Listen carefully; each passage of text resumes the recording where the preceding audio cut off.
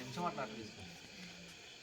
మీకు గవర్నమెంట్ నుంచి వచ్చేది బెడ్స్ కానీ ప్లేట్స్ కానీ ఇవన్నీ ఇప్పుడు బెడ్స్ ఒక బెడ్ షీట్స్ ఒకటి ఇచ్చినారు, బుక్స్ నోట్ బుక్స్ ఇచ్చినారా? ఎన్ని ఇచ్చినారు ఒకరికి? ఎంత సెట్?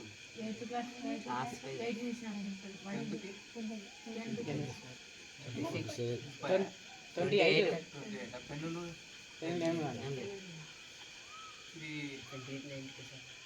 ఇది ఉంటాయి కదా మరి మొత్తం. అంటే బెడ్లు అయితే చాలా రోజుల నుంచి రాలే, బ్యాగ్స్ తలకొట్లు స్పోర్ట్స్ స్పోర్ట్స్ రాలే కదా, అప్పుడు వస్తున్నాయి కదా.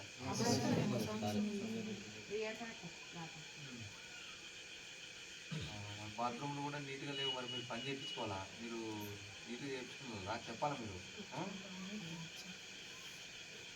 ఏమన్నా ఉన్నా కూడా చెప్పండి మాకు, ప్రతిదీ మీరు అడిగి పెట్టించుకోవాలా.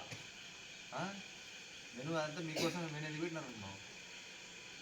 మీకు తెలవాలనే బహిర్గతంగా గోడ మెను డిస్ప్లే చేసిన అన్న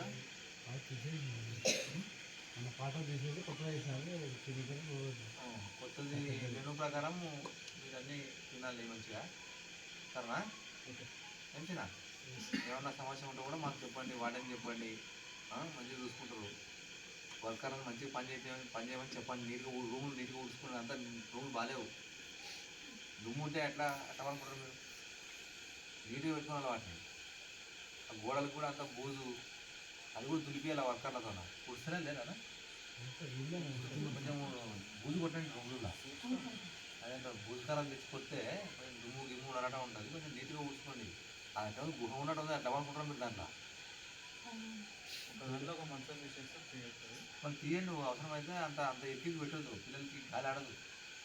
6 మంచాలు డ్రాయర్లు మీద ఏమైనా ఉంటే బయటనే ఆరేసుకుంటారా, లోపల ఆరేస్తుంది. ఎందుకంటే ఫంగస్ వస్తుంది లోపల ఆరేస్తే. బయట ఇంకా ప్రశాంతంగా ఉంది కదా, అవసరమైతే గడ కూడా కట్టమని చెప్తే డ్రాయర్లు కానీ స్నానాలు అయితే సన్నీలే చేసేది. నీకు ఎన్ని ఉన్నారా? 11 ఏళ్ళు ఉన్నాయా? ఏ క్లాస్? సెవెంత్ కదా?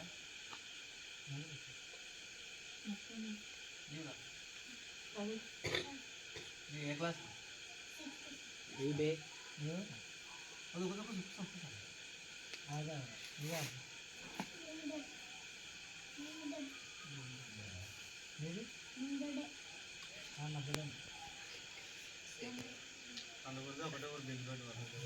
ముగ్గురు